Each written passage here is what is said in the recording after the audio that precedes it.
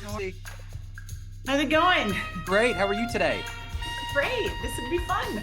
Absolutely. Nice to meet you. Where are you located? I am in greater Boston area, so a place just outside of Boston. Excellent. Well, I'm in Kansas City, Missouri. So, Oh, nice. I panicked this morning because I opened the invitation and I saw 10 a.m. Eastern and it was like 9:59. Oh my God, I'm not even ready. But it was 10 a.m., 11 yeah, a.m. And so Central, I thought I saw Eastern time. So anyways, I made it. I've done that before too. I'm like, oh, and it's like Yeah. I'm good with all kinds of time zones, even Europe and all over the place. Yes. But for some reason, the West Coast time zone totally just scrambles my brain. I don't know how. I don't know Because it's why. early for you. It's weird. So, but at any rate, it's great to meet you. Thank you for taking a minute out. And I want to begin our conversation with what we've lived through for the last 3.5 years or so, going through a pandemic. How did you Yeah. get through it, and how did it change you? Oh boy. I think everyone, it's so strange because I think it was so shocking to all of us um, to have the world shut down. It was so surreal. It was like every horrible sort of reality movie, like, War of the Worlds. It was almost like that. And I think a lot of us after that started thinking, like, what could be next? Could it be cyber attacks that shut down banking? Or, I had some moments like that. And I think the worst thing for me was I have a 15-year-old son now. So he was um, in middle school, I guess then. So seventh grade, home by himself because he's my only child. And I was getting worried about him, that he was getting depressed. And I spoke to a friend who's as a doctor, and I said, "Can we just start letting the boys go for walks together around our property? We have a place in Maine where we live on a farm." And she said, "Yes." And that was really helpful. So I think the loneliness was a big thing for a lot of people. And I work in corporate wellness. And so I was trying desperately to reach out because I knew, my job is to work on health and well-being for the people in who are employed for the groups that I work with. And I was just worried about everyone. The Yeah. loneliness was really big. So I think that was the biggest takeaway, loneliness, and then just getting back on your feet after that 2 year real like isolation. I think the youth was what I was concerned about. I had two Yes. teenagers at home, and it's like, I think the resiliency is a good thing for them to understand that things aren't going to go the way you think, but there's still that other side of it when you take that socialization away. And the irony is that we live in this era because we obviously grew up in an era where we didn't have all of these technology pieces and all of this plenty. But still, I think we realize that community means the most. And it's like sometimes humans, we have it all right in front of us all the time, and we have to have a calamity to reinforce that notion. Oh, no question about it. And I think you're right. I think it did make people, it did make some people say change the way work um, happens a bit, where people can be remote now. And I think that was helpful. I think we reimagined the hustle culture. But and I agree, the kids I was worried about the most. But I think there were some good things that came out in that aftermath, if you will. I'm looking at the good things that came out. Very little for the kids. They Yeah. lost years at school. They lost social skills. They did a lot of gaming, and very bad for younger people. And I think for adults, it sort of helped us reimagine what life should look like if we slowed down a bit, or if we were able to be home a little bit more when you have a sick kid or when you have to take care of something. So I think there is good and bad, but I agree with you. The youth was what we had to worry about the most. So let's get to the essence of what you do for a living. If I put you in front of a bunch of third graders and one of the kids looks up, it's career day, and they ask you, "What do you do for a living?" How do you answer them? I say I help your mommy and daddy stay healthy. No, I say, I help people who work in big companies remember that health is the most important thing that they can have in their lives. So I help them with creating healthy habits, eating right, eating lots of plants and vegetables, exercising more, getting enough sleep, working on meditation and mindfulness. So I help them while they're at work. And I want them to bring all the things that they learn at work home to you so that when you're only in third grade, you can grow up having these really healthy habits for your whole life. And we can change that generational unhealthy behavior uh, issue that we have in the United States. So, what did you want to be in the third grade? What was your dream to grow up and become? Probably a veterinarian or a marine biologist. I've always been a big animal freak. So I think something, like every kid, I think I want to be a marine biologist so I can swim with the dolphins. Probably that's what I was thinking of then. So, talk to me a little bit about growing up. Take me back to your childhood and what were the seeds that were put into you to want to help people, to make people better?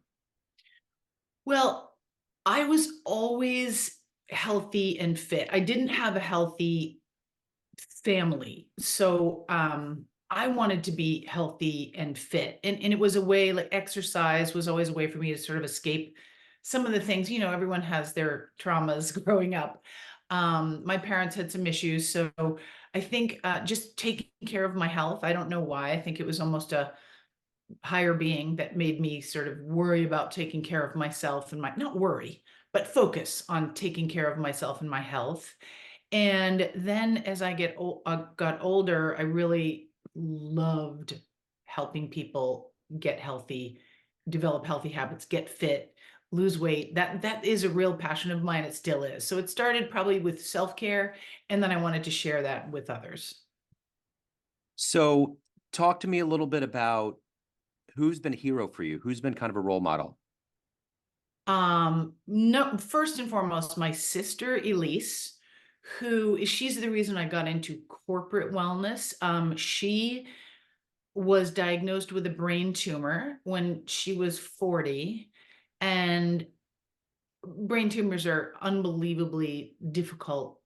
So many things happen. You get seizure disorders, you have to have surgery. So she wound up with a traumatic brain injury, which causes all kinds of issues that you can't see face to, always see, but when you know the person, you can see them. Memory issues. She lost her ability to drive for a long time. So she became very isolated, but she always had an amazing attitude, always. And she passed away at age 50. And when she passed away, she was my last living blood relative family member other than my son. And I said, I used to do a lot of one-on-one training, working with people. And I said, I'm going to change that. So it was 13 years ago. I said, I'm going to change that. I'm going to start working with more people so nobody has to go through this. Now, brain cancer is not necessarily preventable, but so many people die from all these preventable illnesses that can be managed through lifestyle change. And I said, corporate wellness, that's what I'm going to do. So she was my hero and still is. Just looking back on her life and the way she lived it, even after diagnosis, she was just a really incredible human being. And I'm guided by her all the time. So, if you could meet one person alive on the planet that you find inspirational, who would it be? Who would you love to meet and talk to? Alive on the planet Yeah. right now, right now, this very moment, Yes. I would probably, I can't remember his first name, Purdy. He's the quarterback for the San 49ers. Francisco, yeah, the Yeah. 49ers, because I'm fascinated by mindset, both in sports and business and life. And I'm fascinated I would be just, this is more shallow. If I had more time to think about this, I probably could have come up with something better. But I do think understanding how you go from really nobody really thought about you. It was like an afterthought. Oh, maybe he can be the third string, like, practice quarterback to being one of the best players in the entire NFL. There's so many people who've had that sort of story. Sports fascinate me because the mindset has to be so next level that I'm fascinated that how you don't give up. How you don't give up when you're sort of a journeyman, even in the world today, how you keep going when you get knocked down. That's fascinating to me. So at this very moment, because we're in the middle of football season, I'd be very interested to talk to him. It's interesting. I watched the documentary on Johnny Manziel recently, and I think it all happened too fast for him. It was a tsunami. because he was, I've seen that. Okay, yes. yeah, because it I was haven't a, seen it, but I'll watch it now. yeah, yeah. With that in mind, what you're saying, because there's Yes. another side to that. I think when you shoot to fame and notoriety so fast. I mean, he was a freshman when all this happened. It just, Okay. I think it just totally rewired his brain, and he didn't know what to do with it. Oh yeah. And you look at something, sometimes like the ones who are really good, I'm a New Englander, so we had the same with Tom Brady, who was sort of 180th draft pick, and Yeah, now they have a kid, they've broken him. The New England Patriots have broken this kid. So I'm fascinated, I don't know if you are, but just by the mindset, if you watch that, and I will watch that documentary, um, how do people either get broken or how they really rise above it? My sister rose above it. That didn't break her. I don't know that I would have had the same feeling, losing my hair numerous times, losing everything, my memory, losing my ability to drive. So I'm fascinated by people with really strong resilience and also just that mindset that takes them to the next level. absolutely. So speaking of that mindset, what is it for you every day? What gets you up? What gets you moving and motivated to be you, to genuinely help others and to be who you are?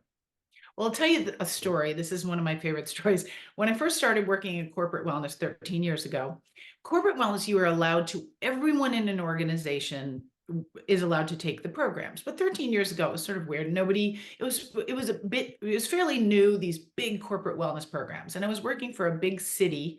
I was in West Palm Beach. I was working for the city of West Palm Beach doing a nutrition program, and the mayor was there. She's now in Congress, wonderful woman. Um, and I was doing a program, and it was the second or third week. So it kept getting bigger because people were thinking, wow, this is really cool. It's free. We all get to go to it. So they put me in an auditorium, and I noticed a bunch of about five guys and three women, maybe more guys and a couple of women come in. They were outdoor workers. You could tell they were wearing the stuff you'd wear for outdoor workers, and they were standing in the corner. And I was like, well, do you want to sit down? Because I had a microphone and a big PowerPoint, and they weren't really acknowledging me. So I thought, okay, maybe they're not here for the program. Maybe they're here because I'm running late and they're here to clean up the place. I didn't know. So at the end of it, one of them came up. His name was Curtis. And this is what drives me every day. And everyone who knows me knows this story. They've heard it a million times. But Curtis came up and said, we work for garbage collection and the DPW. So cleaning the streets and doing outdoor work, Department of Public Works. Are we allowed to be here? And I said, well, of course you're allowed to be here. You work for the city. And they said, yeah, but we're not going to come in where and sit next to the mayor and all the executives. We smell bad. We don't feel comfortable here. And I said, no, no, no, it's okay. Everyone wants you here. And they said, we're not going to come unless you can do it another program for us in like a garage somewhere. So I spoke to the mayor, and of course she let it happen, and she put us in a much better place in the garage.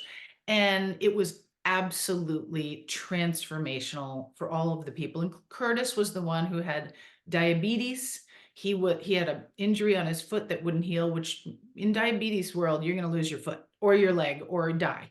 So he was so far into the disease and had no control over it, was afraid to go to the doctor. So that's the reason everyone in my world knows Curtis, knows the name, and knows that's what drives me every day. It's the people in these organizations who could never afford my services and desperately need them, and companies will pay me to deliver the services to everyone. Those are the people that drive me every single day.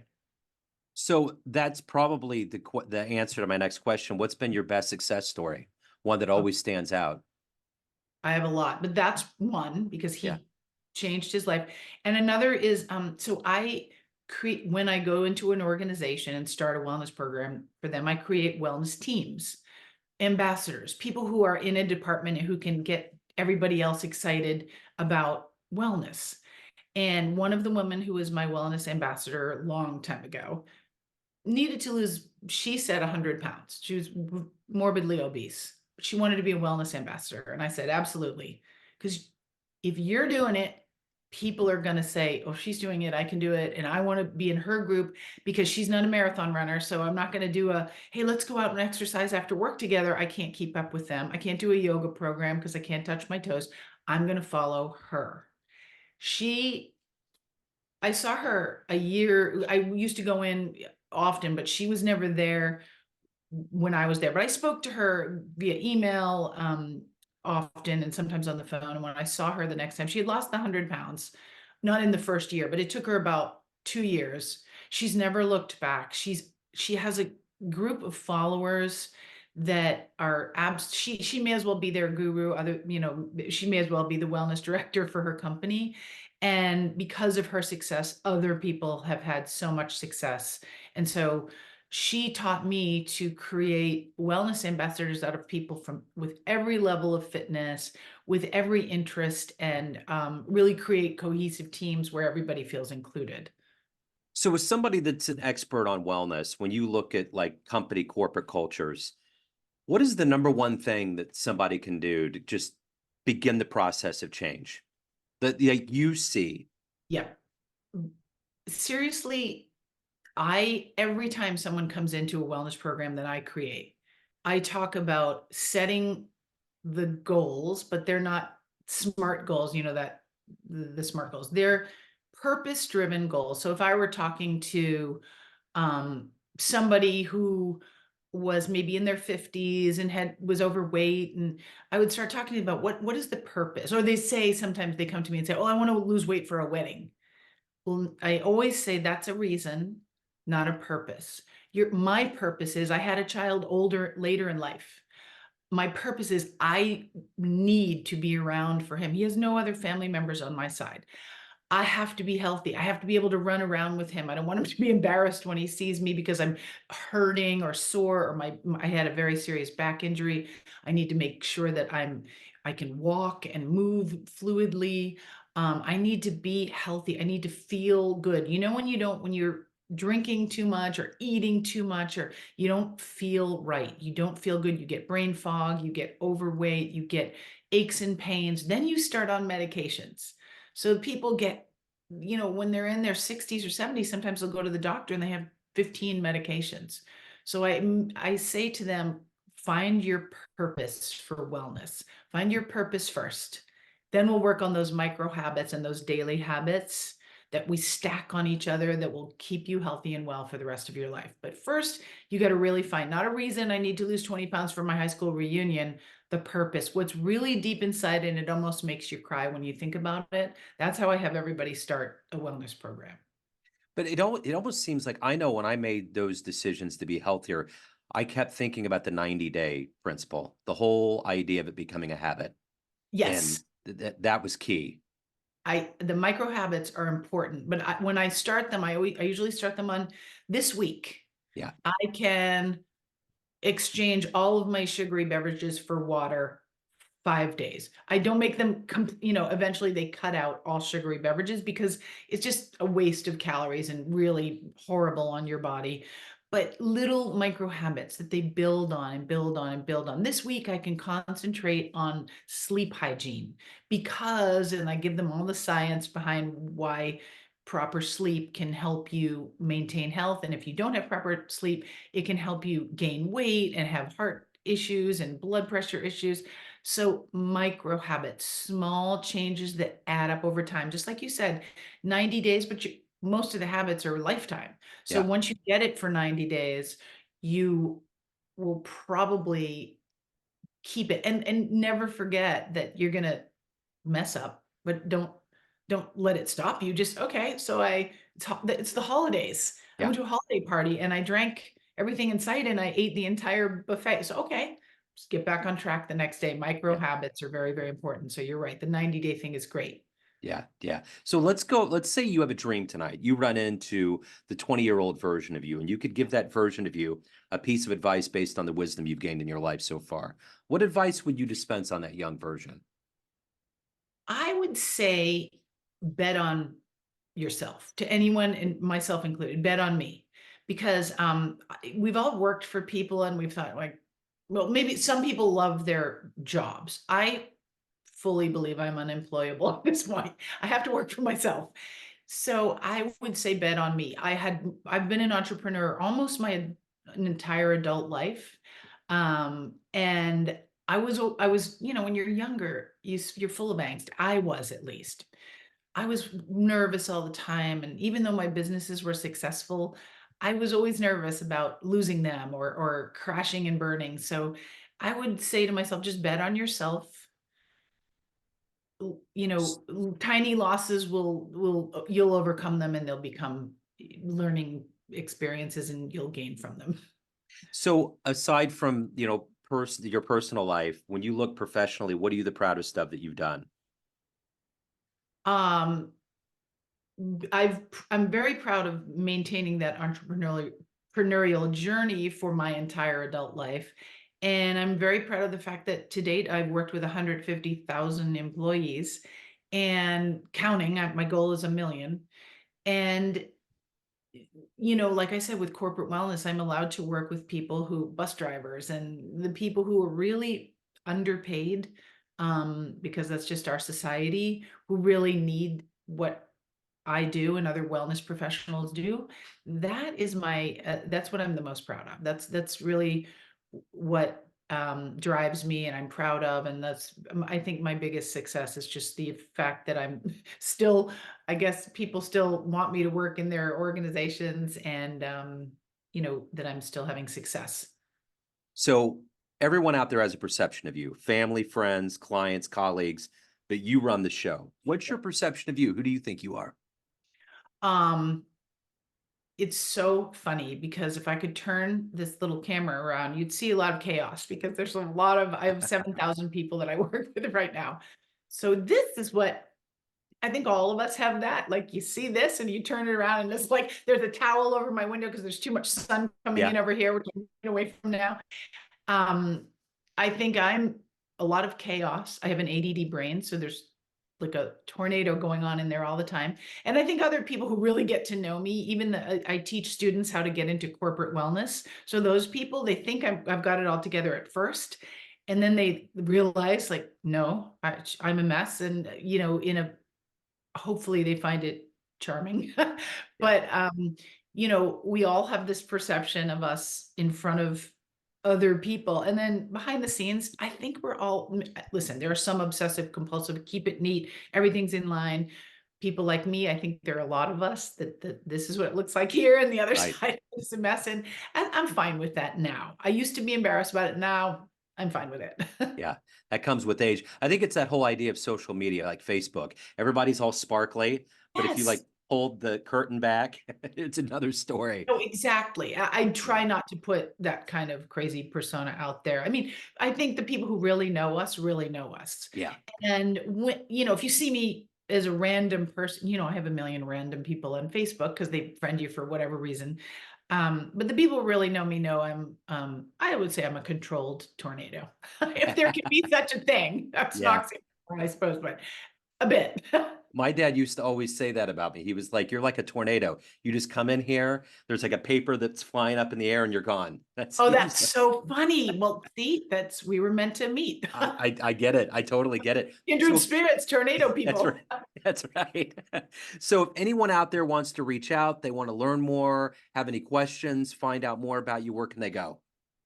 Healthyfitfamily.com is my website where that's more of where I work with organizations. I used to work with one-on-one and helping regular one person come in and get healthy. I don't do that anymore. So healthyfitfamily.com is my website and they can also find how to work with me in the corporate world. And then individuals like wellness professionals who want to get into corporate wellness, because I went back to my goal of working with a million people. The only way I can do that is bring in other wellness professionals who want to serve corporations as well.